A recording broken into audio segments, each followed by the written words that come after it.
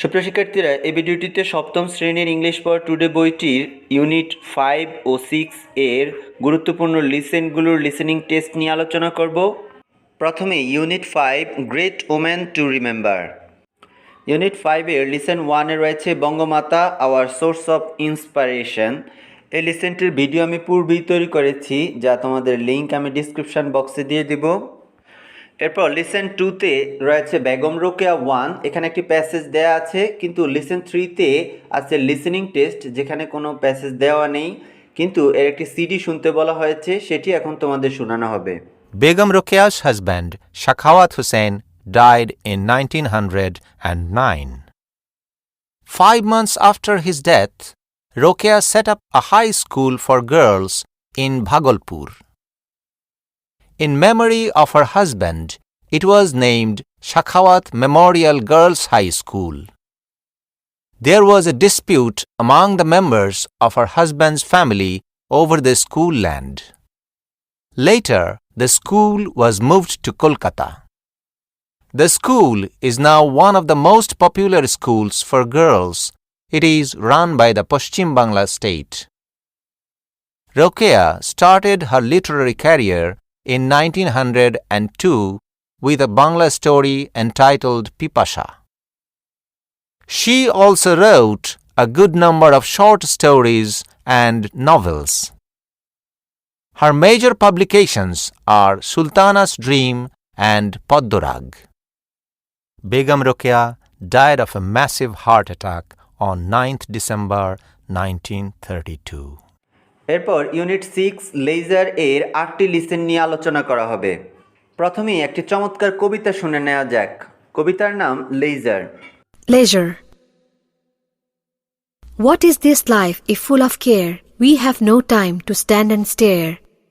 No time to stand beneath the boughs and stare as long as sheep or cows. No time to see when woods we pass, where squirrels hide their nuts in grass. No time to see in broad daylight, streams full of stars like skies at night. A poor life this is if full of care, we have no time to stand and stare.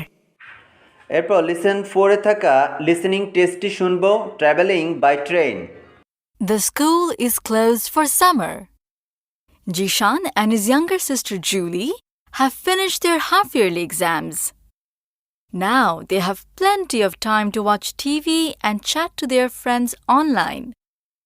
They are getting bored staying indoors. Their parents have noticed this. So they have decided to give a wonderful surprise to the children. And when they announced it, Jishan and Julie could not believe it. They were going to see their grandparents in the village by train. এরপর listen 6 from a railway carriage. আরও একটি চমৎকার কবিতা শুনবো। From a railway carriage. Faster than ferries, faster than witches, bridges and houses, hedges and ditches, and charging along like troops in a battle, all through the meadows, the horses and cattle, all of the sides of the hill and the plain, fly as thick as driving rain, and ever again in the wink of an eye, painted stations whistle by. Here is a child who clambers and scrambles, all by himself and gathering brambles. Here is a tramp who stands and gazes, and here is the green for stringing daisies. Here is a cart run away in the road, lumping along with man and load. And here is a mill and there is a river, each a glimpse and gone forever. এবার lesson 8 থেকে lesson 11 পর্যন্ত একটি চমৎকার গল্প শুনবো, the selfish giant. Shima's grandfather was telling the story of the selfish giant in the family gathering. Grandma refused to go to bed. She forgot her back pain. The Selfish Giant. It was a large, lovely garden with soft green grass.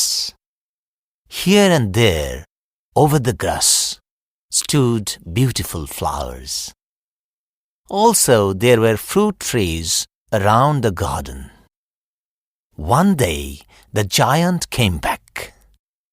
He went to see his friend in a distant land and stayed with them for 7 years.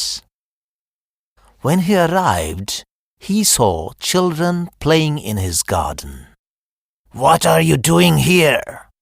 cried the giant in a very gruff voice. The children ran away. Every afternoon, the children came back from school and used to go and play in the giant's garden. "My own garden is my own garden," said the giant. "Anyone can understand that, and I will allow nobody else to play in it." So he built a high wall all around the garden and put up a notice: "Trespassers will be punished." The children had now nowhere to play. There were no gardens around, and the roads were busy and crowded. After school, they used to go round the high wall and talk about the beautiful garden inside. "How happy we were there," they said to each other. Then came the spring, and all over the country there were flowers and there were birds. Only in the garden of the giant it was still winter. Here there were no birds singing, no flowers blossoming. There were only snow and frost and north wind in it. "I cannot understand why the spring is so late in coming," said the giant. He was sitting at the window of his big castle and looking out at his cold, dry, lifeless garden. "I hope there will be a change in the weather." But neither spring nor summer came to his garden.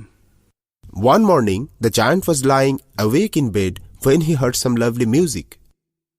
It was so sweet to his ears that he thought it must be the king's musicians passing by. But in fact, it was only a little bird singing outside his window. Then the north wind stopped and a delicious perfume came to him through the open window. "I believe the spring has come at last," said the giant. He jumped out of bed and looked out. What did he see? He saw the most wonderful sight. Through a little hole in the wall, the children crept in, and they were sitting in the branches of the trees. In every tree there was a little child, and the trees were so delighted to have the children back again that they covered themselves with blossoms. They were waving their arms gently above the children's heads. The birds were flying about and twittering delightfully. The flowers were looking up through the green grass and laughing. But only in one corner of the garden it was still winter. There, under a tree, a little boy was standing alone crying. He was so small that he could not reach up to the branches of the tree. The poor tree was still covered with snow, and the north wind was blowing above it. The giant felt sorry as he looked out. "How selfish I have been," he said to himself. "Now I know why the spring would not come here." So he quickly went out into the garden. But when the children saw him, they were so frightened that they all ran away, and the garden became winter again. Only the little boy did not run, for his eyes were so full of tears that he did not see the giant coming. The giant quietly came behind him, took him gently in his hands, and put him up into the tree. And the tree at once broke into blossom, and the birds came and sang on it. The little boy stretched out his 2 arms, flung them round the giant's neck, and kissed him. The other children saw this. They saw that the giant was not wicked any longer. So they came running back, and with them came the spring. "It's your garden now, little children," said the giant. Then he took a huge axe and knocked the wall down. And the people passing by found the giant playing with the children in the most beautiful garden in the country. Listening টেস্টের বাকি পার্টগুলোর link description বক্সে থাকবে।